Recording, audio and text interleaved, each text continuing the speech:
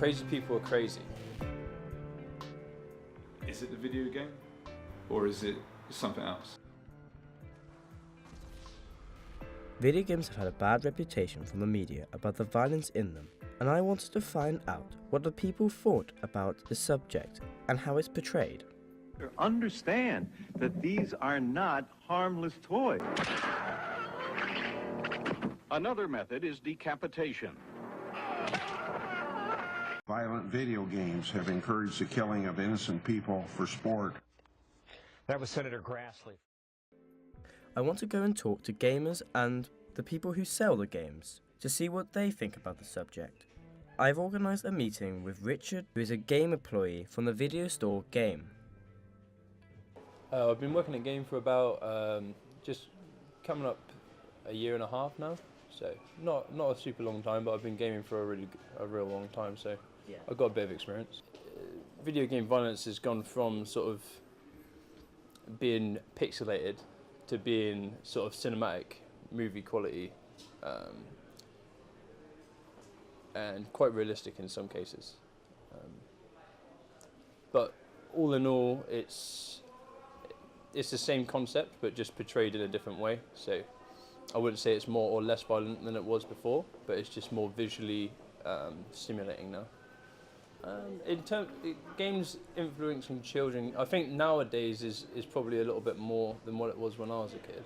Because I remember I played the first GTA when I was about 12, but the difference is, like, GTA back when I was 12 was a top-down pixelated sort of something you might see on like The Escapist in terms of its graphics. You know, it was like a retro-esque game.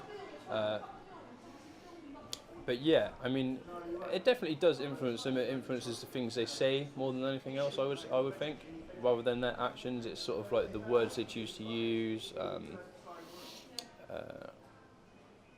I never thought. Oh, I mean, I think wrestling games or watching a movie where someone does a crazy flip or something is more influencing them than what a video game might be. But it's, I guess, the constant exposure to it that obviously if they're playing it every day, they're going to pick up things from it. It's just it would be the same with anything. If you play football every day, you would learn football lingo and you know, you'd be like, oh, square the ball or whatever it is, but you'll take some aspect of what that is. So the more they're playing games, the more it seems to influence them, obviously. Yeah. In terms of like video games influencing mass shootings and stuff like that, I mean, it's such a struggle to sort of get a proper answer on this, something like this, because it's like, crazy people are crazy. Okay, so like regardless of whether they're playing a game or not, they may have got the idea from the game, but that didn't like make them do it, if you know what I mean. Like they were probably already going to do something like on a bad scale, like of whatever it is, but they were like, oh, like they could have watched a movie and it would be the same thing, but it's really hard for like, it's easier for the media to blow it up, especially in places like America, where the media can literally just run with a story and be like, oh yeah, well he played GTA once when he was like 10 years old, like 15 years ago, and now he's done a mass shooting, so GTA is the problem. But it's not. That's not the problem. It's the person was like uneducated or was severely depressed or actually had something wrong with them. When hearing what he had to say, I think it'd be good to talk to the people who play the games and what their opinions are about the violence in the games. My name is Charlotte and I'm 17 years old. My name is Jonathan and I'm 17 years old. Yeah, I would say I play video games pretty regularly. I would say the same as well. I tend to play video games a few times a week when I can. I think the violence within video games affects people differently based on the type of person they are themselves. For example, if they're prone to being influenced by video games and media and television shows and films and things they see like that, then obviously it's going to have a bigger effect on them if they're seeing this graphic violence of people picking up prostitutes and then going to shoot them or running them over or whatever. So I think it definitely depends on that person, their state of mind, because it could have a big influence on one person and another person could be fine with it. So I'd have to agree with Charlotte again on this case. the amount that someone can be influenced by a video game really does depend on the individual. You can have someone with mental illness that will be really heavily influenced by games like Grand Theft Auto and, you know, go out and shoot people. Whereas I think the video game producers understand that a very large percentage of the population are sensible enough to understand that what happens in the games is wrong, both morally and legally wrong, and that it won't influence them because of those two factors, and also because of the fact that most people are sensible, and most people are sensible enough not to carry out the actions seen in video games. However, you will always have a very small percentage of people, either younger children that are very easily influenced, or people with mental illness, things like that, that can be influenced quite easily as well. After talking to these gamers, I wanted to find out what their teacher thinks about the subject which I am investigating. Okay. So what is your name and your occupation? My name's Dave Bryant, and I'm a teacher of media, and I've been teaching it for nearly 10 years now. Before that I worked in the media industry, in television and radio. I'm Lawrence Benson, I'm a teacher of media at Richard Hewish College. I think violence in video games has undoubtedly increased over the years. It's not just the amount of violence in the games, it's the kind of the portrayal of that violence, which has gone from being two-dimensional on the screen, cartoon images of kind of ridiculous characters on a small scale, going through the years to three-dimensional violence, immersive, shooting, killing people, tearing people's heads off, you know. It's a very, very different, not only in terms of the amount of violence, but the portrayal of the violence as well, and the immersion. Yeah, video games, the level of violence has increased. I mean, that goes in part with the sort of developments in technology that allow things to be more and more realistic. And I think that's the issue. I think when it comes down to video games being so realistic that what you're actually seeing on the screen is almost lifelike. If you've then got, you know, people with AK-47s shooting up whole crowds of people in airports, like I've seen in some video games, you've got an issue there. I think that you're crossing the boundary from just purely entertainment, you know, escapist that's kind of what video games were always for, escapism.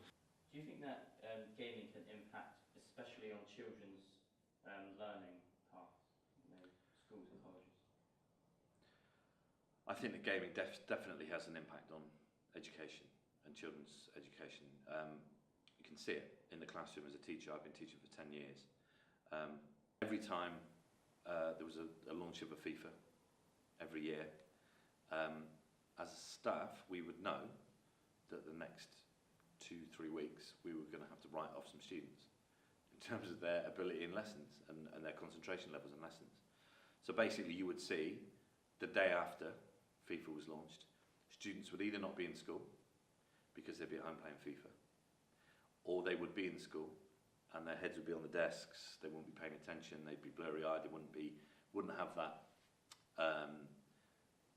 the right level of attention that there should be in the classroom. You used to see that every year, and a lot of it's in the media recently about sleep deprivation in children and that impact on education and concentration levels and being able to concentrate for more than 20 minutes. It is something that I have seen in 10 years get worse, and it definitely has an impact on education of students, because they're not able to concentrate as long, take in as much information, or focus and spend the time ultimately working on something that is more important than gaming, their education. I certainly think it has an impact. I mean, in recent years it's become more and more prominent, sort of along the lines of sleep deprivation, because video games are quite addictive and students tend to, if they are interested in them, stay up late playing on them, and obviously that then affects them attending the next day and things of that nature. But again, whether there's a direct correlation between the popularity of video games and then students' attainment in schools, I don't really know. Do you have any examples about gaming impacting on children?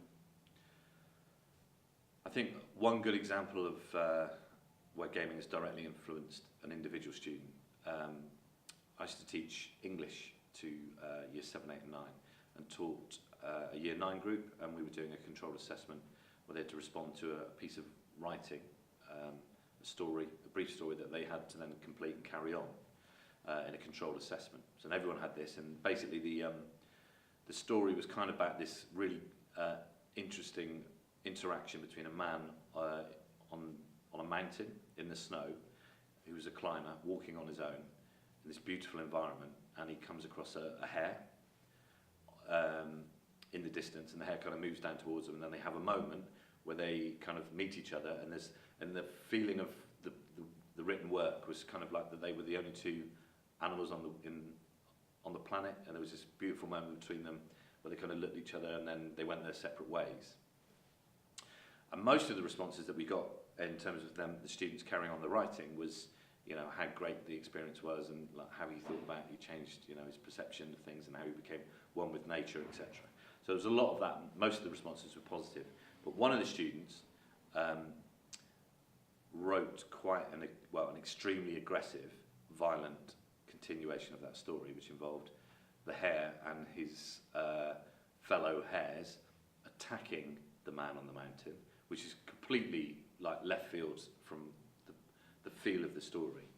And then the man pulling out various specific weaponry, like naming guns and missile launchers and specific knives, machetes, etc., to defend himself from these vicious, bloodthirsty rabbits with sharp teeth attacking him.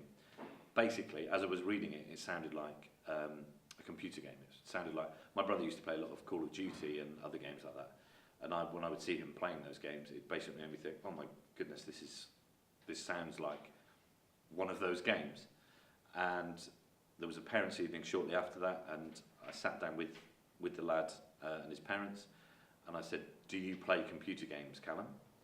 And he was like, oh yeah, I love computer games. And his dad was all like, oh yeah, he loves his computer games, and yeah, he plays them all the time. And the mum kind of gave a bit of a sigh. Oh yes, they're on it all the time.